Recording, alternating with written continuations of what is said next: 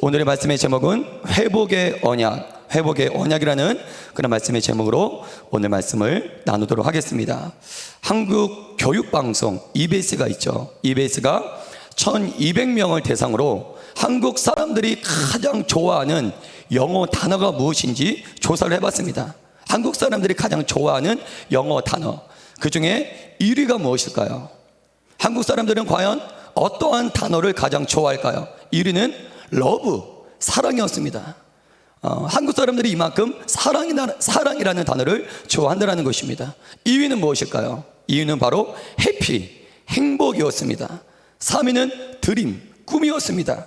이 외에도 가족, 믿음, 친구, 도전, 이러한 단어를 좋아하는 것으로 나타났습니다. 성도님들은 어떠한 단어를 가장 좋아하십니까? 오늘 저희는 예레미야 32장 36절부터 44절까지를 봉독해 보았습니다. 오늘 본문을 봉독해 보면 떠오르는 단어 한 단어가 떠오르게 됩니다. 오늘 저도 이 말씀을 준비하면서 말씀을 거듭 반복해서 말씀을 묵상하게 되었는데요. 오늘 봉독한 본문의 말씀을 묵상하다 보면, 읽다 보면 각자 떠오르는 한 단어가 있을 것입니다. 여러분들은 본문의 말씀을 읽고 어떠한 단어가 떠오르셨나요? 아마도 희망이라는 단어가 떠오르지 않았을까라고 생각이 듭니다. 여러분, 오늘 본문에 등장한 예레미야 선지자는 절망 가운데 있는 유다 백성들을 향해 희망의 메시지를 선포하고 있습니다. 여러분들은 희망이라는 단어를 들을 때마다 마음이 어떠신가요? 아무리 힘들고 아무리 절망 가운데 있다 할지라도 희망, 소망, 이러한 단어를 들을 때마다 다시 일어설 수 있는 힘이 나지 않습니까? 여러분, 그렇다면 절망 가운데 있는, 낙담 가운데 있는 유다 백성들을 향해서 희망의 메시지를 선포하고 있는 예레미야는 과연 어떠한 사람인가요? 여러분, 예레미야 선지자는 과연 어떠한 배경에서, 어떠한 상황에서 희망의 메시지를 선포하고 있는 걸까요?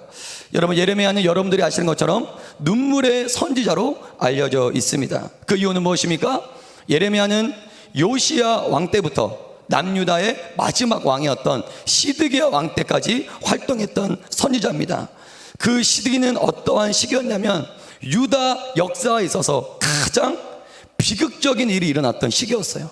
그러니까 예레미야가 활동했던 시기는 언제였냐면 유다 역사에 있어서 가장 비극적인 사건이 일어났던 시기가 바로 예레미야가 활동했던 시기였다는 것입니다.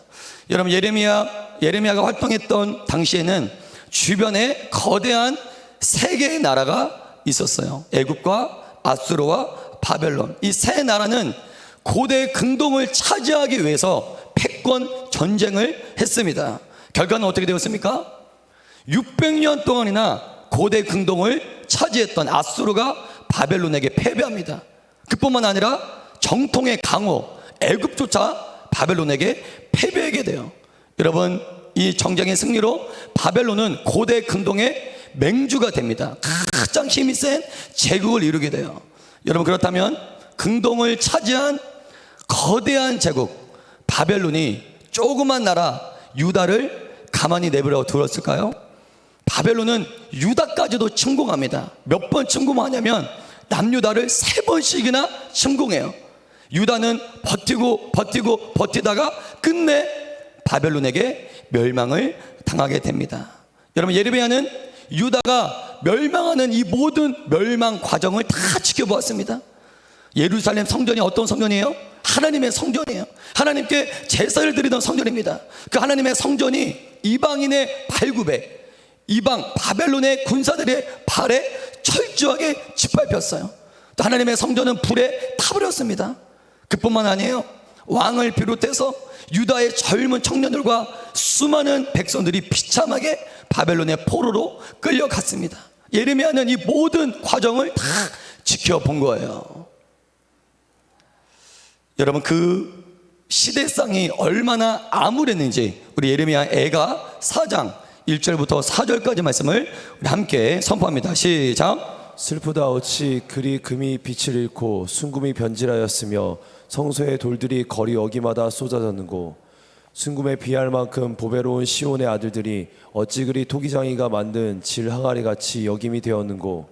들깨들도 젖을 주어 그들의 새끼를 먹이나 딸 내 백성은 잔인하여 마치 광야의 타주 같도다.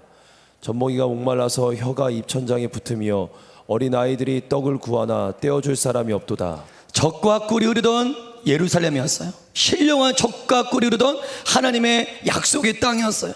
하나님께 제사를 드리던 예루살렘, 성전이 있던 예루살렘이었어요. 하지만 그랬던 예루살렘이 어떻게 됐습니까? 먹을 것이 없는 황폐한 황무지가 되어버렸어요.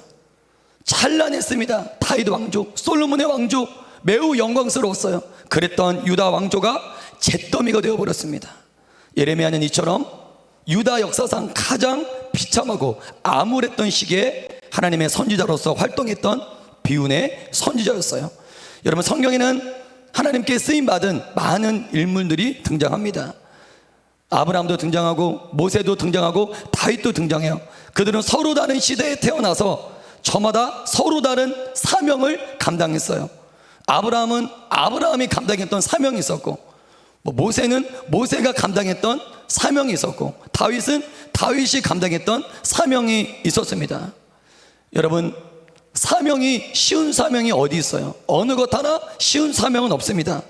그럼에도 불구하고 예레미야처럼 나라가 망해가는 과정을 지켜보며 하나님의 말씀을 전해야 하는 이 사명을 감당하는 사람도 있다는 것입니다. 여러분, 예레미야는 망해가는 나라, 쓰러져가는 가정, 무너져가는 기업, 죽어가는 백성들을 대상으로 사명을 감당했어요. 중요한 건 우리도 예레미야가 살았던 그 암울했던 환경, 쓰러져가고 무너져가는 그 시기, 우리도 그러한 환경과 그러한 시기를 우리도 당할 수가 있다는 것입니다. 예레미야와 같은 마지막 때의 사명을 우리 또한 감당할 수가 있다는 거예요. 예레미야는 유다의 마지막 때를 살았던 선지자 아니었습니까? 여러분, 그럴 때 우리는 과연 어떠한 말씀에 귀를 기울여야 할까요? 예레미야처럼 나라가 망해가는 이 환난과 암울한 환경에 놓여 있을 때 우리는 과연 어떠한 말씀으로 그러한 암울한 환경을 이겨내야 할까요? 하나님은 이때 예레미야에게 두 가지 말씀을 주셨습니다. 그리고 예레미야는 유다 백성들에게 두 가지 말씀을 선포했어요. 오늘 우리는 예레미야가 선포한 두 종류의 말씀을 살펴보기를 원합니다. 그 첫 번째는 무엇입니까? 따라서 선포했으면 좋겠어요. 유다, 너는 결국 바벨론에게 망한다. 유다가 선포했던 첫 번째 메시지는 심판의 메시지였어요. 유다, 너는 결국 바벨론에게 망한다. 바벨론에게 항복해라. 이건 무엇입니까? 하나님의 징계를 피하지 마라. 하나님의 심판을 피하지 마라. 순순히 하나님의 책직을 받아들여라는 말씀입니다. 우리 예레미야 15장 1절에서 2절까지 말씀을 선포합니다. 시작. 여호와께서 내게 이르시되 모세와 사무엘이 내 앞에 섰다 할지라도 내 마음은 이 백성을 행할 수 그들을 내 앞에서 쫓아내 보내라. 그들이 만일 내게 말하기를 우리가 어디로 나아가리요 하거든 너는 그들에게 이르기를 여호와께서 이와 같이 말씀하시느니라. 죽을 칼을 받는 자는 칼로 나아가고 기근을 당할 자는 기근으로 나아가고 포로될 자는 포로됨으로 나아갈지나 하셨느니라. 아멘. 여러분, 심판은 성경 전체를 흐르고 있는 매우 중요한 주제예요. 예레미야가 선포한 이 심판은 예레미야 시대 때만 심판을 선포한 것이 아니라 심판은 창세기부터 요한 계시록까지 성경 전체를 흐르고 있는 매우 중요한 주제입니다. 또한 심판은 하나님께서 선포하신 매우 중요한 메시지이기도 해요. 여러분, 하나님은 이 심판이라는 주제를 언제 처음으로 말씀하셨나요? 하나님은 아담 때부터 심판을 말씀하셨어요. 창세기 1장 16절에서 17절 말씀을 제가 한번 읽어보겠습니다. 여호와 하나님이 그 사람에게 명하여 이르시되 동산 각종 나무의 열매는 네가 임의로 먹되 선악을 알게 하는 나무의 열매는 먹지 말라. 네가 먹는 날에는 반드시 죽으리라 하시니라. 하나님은 태초의 인간인 아담에게부터 심판을 말씀하셨어요. 선악을 알게 하는 열매를 먹으면 반드시 죽게 된다. 반드시 심판을 받게 된다.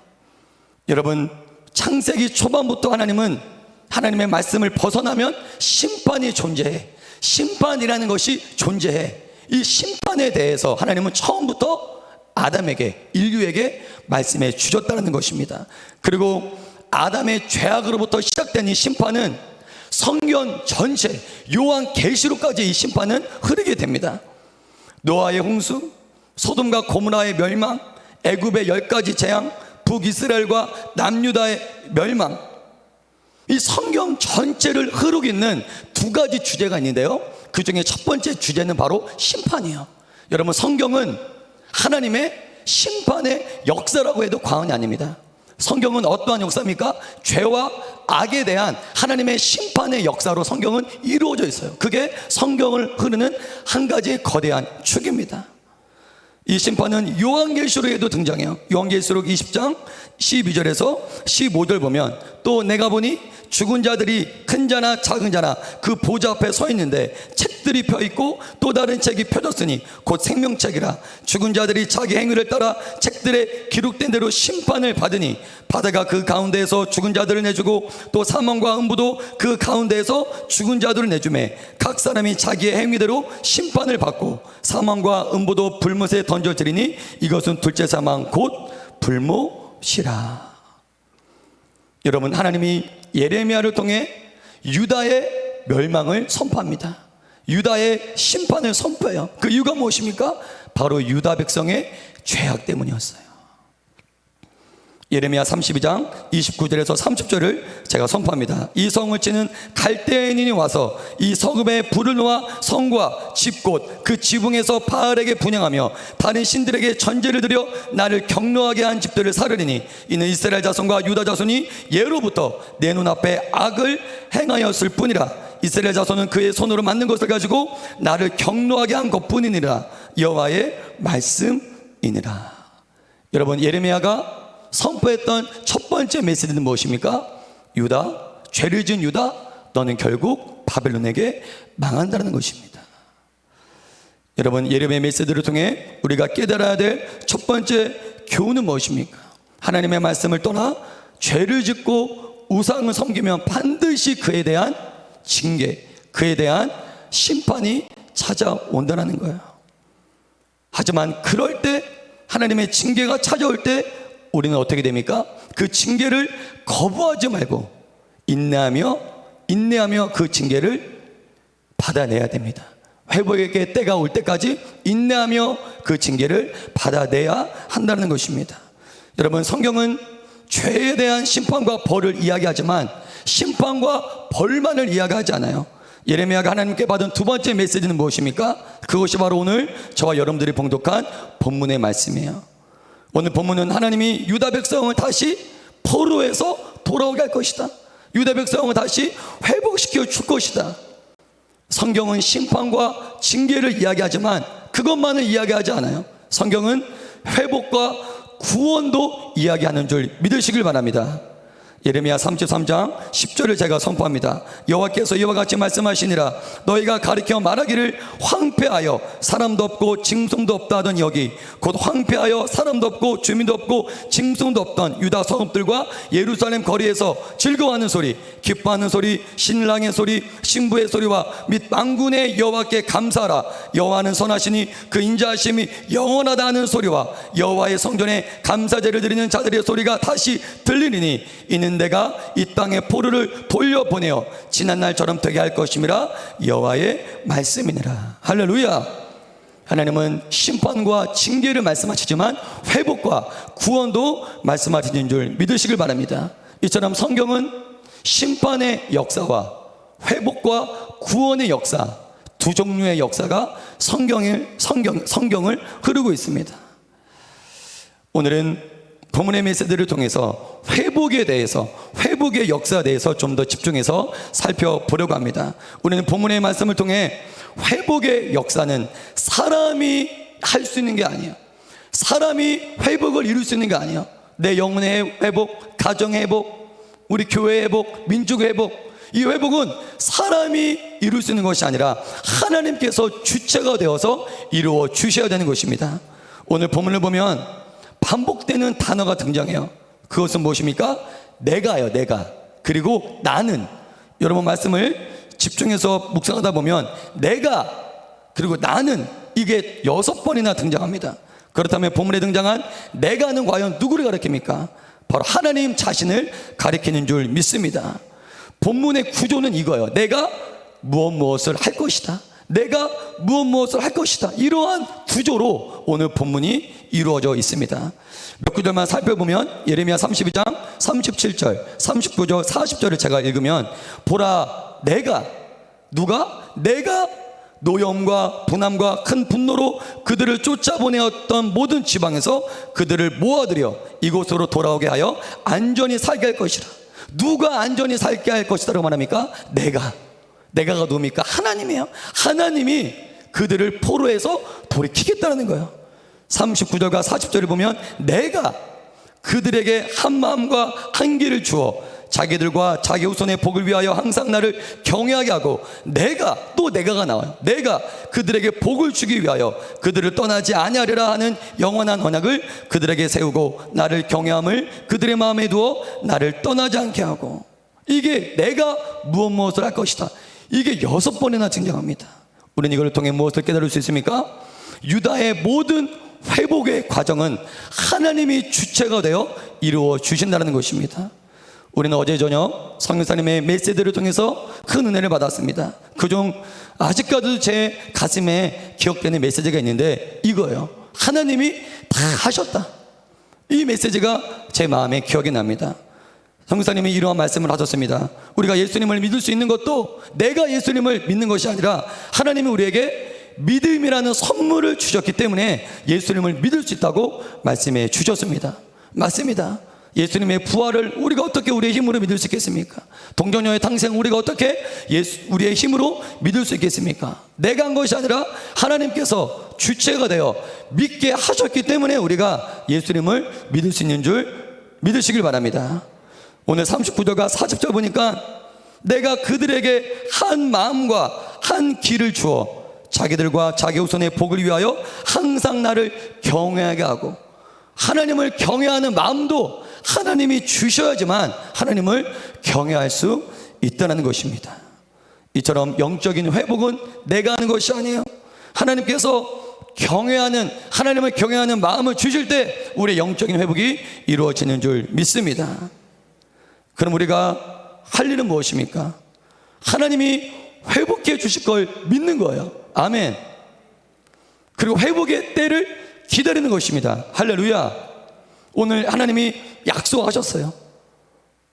바벨론의 포로로 끌려가는 유다 백성들아, 때가 되면 내가 너희를 다시 회복시킬 것이다.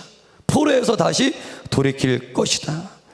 하나님은 예레미야를 통해 포로로 끌려간 유다 백성이 언제 돌아온다고 말씀하십니까? 우리 예레미야 29장 10절의 말씀을 우리 함께 선포합니다. 시작. 여호와께서 이와 같이 말씀하시니라. 바벨론에서 70년이 차면 내가 너희를 돌보고 나의 선한 말을 너희에게 성취하여 너희를 이곳으로 돌아오게 하리라. 포로로 끌려간 지 70년이 지나면 너희를 다시 회복시켜 줄 것이다. 여러분, 70이라는 숫자는 성경에서 매우 중요한 숫자예요. 여러분, 70은 두 개의 완전수, 성경에는 두 개의 완전수가 있습니다. 7과 10이에요. 7은 성경에 7이라는 숫자는 성경에 도배가 되어 있어요. 하나님께서 6일 동안 천지를 창조하시고 7일 동안 안식하셨습니다. 이 7이라는 숫자는 성경에 도배가 되어 있어요. 그리고 10은 무엇입니까? 10계명이 10이에요. 그러니까 7과 10은 성경에서 완전수, 하나님의 숫자로 상징되어 있는 숫자입니다. 근데 70은 무엇입니까? 이 7과 10을 합한 숫자가 바로 70이에요. 70은 하나님의 완전한 질서, 하나님의 완전한 구원의 때를 상징하고 있는 숫자가 바로 70인 줄 믿습니다. 70이라는 숫자는 성경에 많이 등장하는데요, 야곱이 자신의 자손들을 데리고 애굽에 다 이주를 합니다. 그때 야곱이 데리고 갔던 자신의 자손들의 숫자가 70명이에요. 70명. 시내산에서 모세가 장로들과 함께 시내산에 올라갑니다. 시내산에 올라갔던 장로들의 숫자가 70명입니다. 그뿐만 아니라 이스라엘 최대 명절인 장막절에 백성들은 7일 동안 숫송아지를 제물로 드려야 돼요. 근데 그들이 7일 동안 하나님께 드렸던 숫송아지의 그 숫자가 70마리입니다. 그뿐만 아니라 노아의 홍수 뒤에 셈, 함, 야벳의 자손들이 뿔뿔이 전 세계로 흩어져서 민족을 이루게 됩니다. 이때 흩어진 민족의 숫자가 바로 70개 민족입니다. 이 외에도 70이라는 숫자는 성경에 이곳저곳에 등장을 합니다. 이처럼 하나님께서는 큰 일을 계획하실 때, 큰 일을 하실 때마다 이 70이라는 숫자가 등장한다는 거예요. 여러분, 하나님께서 예레미야를 통해 내가 너희를 다시 회복시키겠다, 내가 너희를 예루살렘으로 다시 돌아오게 하겠다 선포한 회복의 때도 바로 70년이 찬 뒤였습니다. 여러분, 70년은 구약에서는 70년이라는 시간적인 의미를 가지고 있지만 본질적으로는 이 70이라는 숫자는 하나님의 때를 가리키고 있어요. 할렐루야.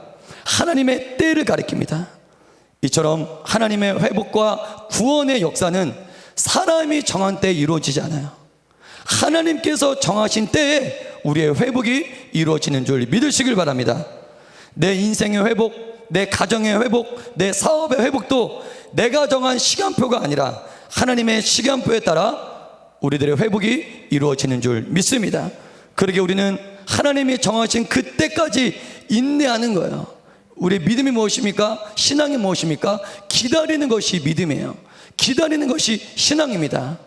여러분들이 현재 징계와 고난 가운데 처해 있을 수 있어요. 힘들 수 있어요. 징계 가운데 고통받을 수 있어요. 그래도 그 징계를 피하지 말고 하나님의 회복의 때까지 인내하며 기다리는 것입니다.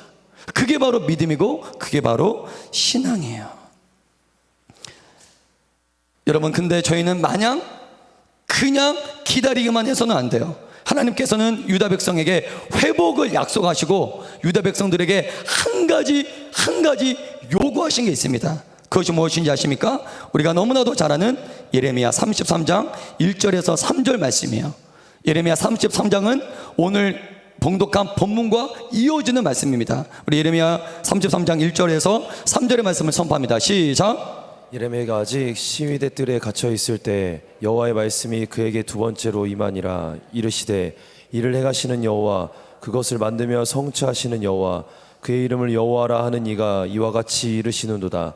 너는 내게 부르짖으라. 내가 내게 응답하겠고 내가 알지 못하는 크고 은밀한 일을 내게 보이리라. 예레미야 33장 전체가 회복의 말씀이에요. 그래서 오늘 예레미야 지금 읽었던 예레미야 33장 1절과 3절도 회복을 전제로 이 말씀을 읽어야 합니다. 그럼 어떻게 해석하게 됩니까? 이를 행하시는 여호와, 그것을 만들어 성취하시는 여호와, 그 이름을 여호와라는 이가, 여러분, 여호와는 일을 만드신대요. 일을 만들어 성취하신대요. 무슨 일을 만드십니까? 하나님은 지금도 어떠한 일을 계획하실까요? 다른 일을 계획하지 않으세요. 오늘도 하나님은 회복의 역사, 누구를 회복시킬까? 어떠한 가족을, 어떠한 민족을, 어떠한 나라를, 어떠한 공동체를, 어떠한 자녀를 회복시킬까? 하나님은 오늘도 그것을 계획하시는 거예요. 그 일을 만드시는 거예요. 일을 만드시는 여호와, 그것을 성취하시는 여호와, 하나님 오늘도 회복의 역사를 계획하시고 만드시고 성취하시는 줄 여러분들 믿으시길 바랍니다. 그리고 33장 3절을 통해 너는 내게 부르짖으라. 내가 너에게 응답하겠고 네가 알지 못하는 크고 은밀한 일을 너에게 보이리라. 기도하라는 거예요. 기도하면 내가 너에게 응답하겠고 네가 알지 못하는 크고 은밀한 일을 보여주겠다. 그 일이 무엇일까요? 크고 은밀한 일이 무엇일까요? 바로 하나님이 계획하신, 하나님이 곧 이루실 회복과 구원의 역사인 줄 믿으시길 바랍니다.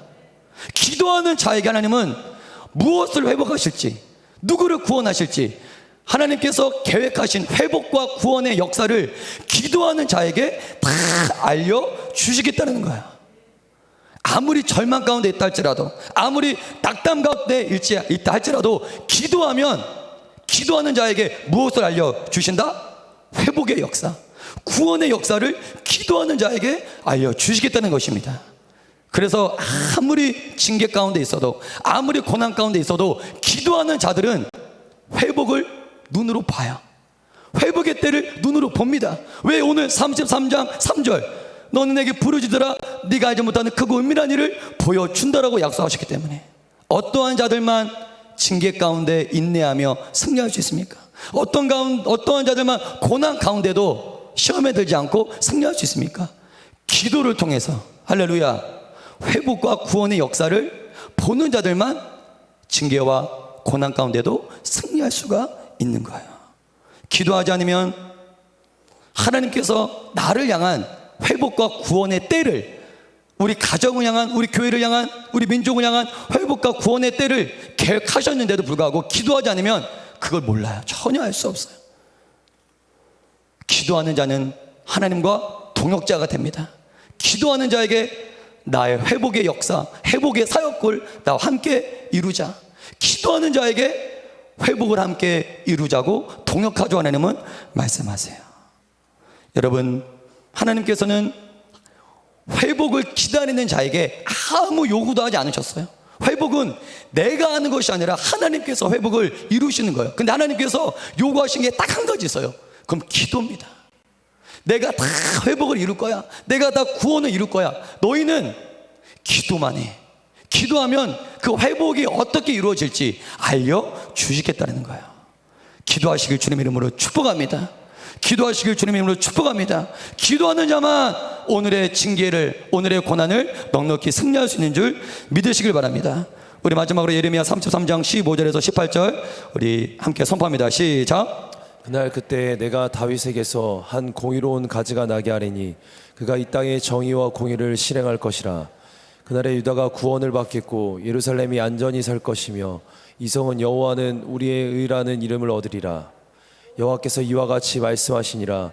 이스라엘 집에 왕이 앉을 사람이 다윗에게 영원히 끊어지지 아니할 것이며 내 앞에서 번제를 드리며 소제를 사르며 다른 제사를 항상 드릴 레위 사람 제사장들도 끊어지지 아니하리라 하시니라. 예레미야 33장은 전체가 회복에 대한 말씀이에요.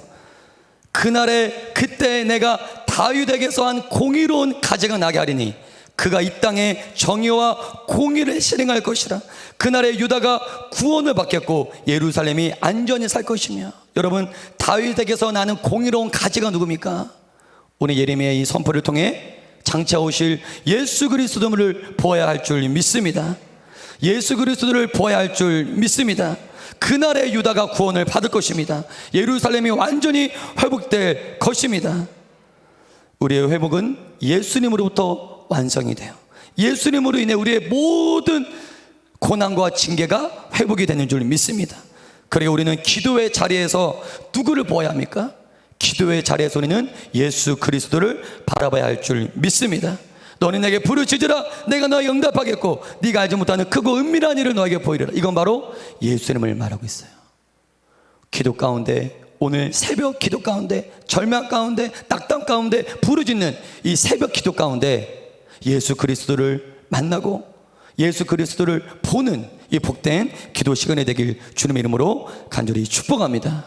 우리 기도 제목을 한번 선포하시겠습니다. 목사님 나와주시고요. 기도 제목 1번과 2번을 선포하실 텐데 먼저 첫 번째 기도 제목 선포합니다. 시작.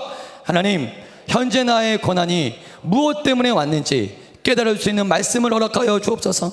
혹여나 해결하지 못한 죄악이 있다면 예수님의 보혈로 모든 죄악을 깨끗이 씻어 주옵소서. 징계 가운데 있다 할지라도 회복의 말씀을 믿음으로 붙잡게 하여 주옵소서. 내가 정한 때가 아닌 하나님이 정하신 회복의 때를 인내하며 기다리게 하소서. 기도의 자리에서 예수님을 만나 모든 고난에서 자유하게 하여 주시옵소서. 이 시간에 새벽 예배 때 기도하는 이 기도의 자리에서 예수님께서는 여러분들 기도의 형제마다 기도의 영웅들마다, 기도의 심령들마다 예수님은 만나 주실 것입니다. 회복시켜 주실 것입니다. 어떠한 절망과 환난 가운데 있다 할지라도 예수님의 회복을 믿으십시오. 회복을 믿으십시오. 우리 시간에 우리 찬양하면서 하나님 앞에 기도하며 나아가겠습니다.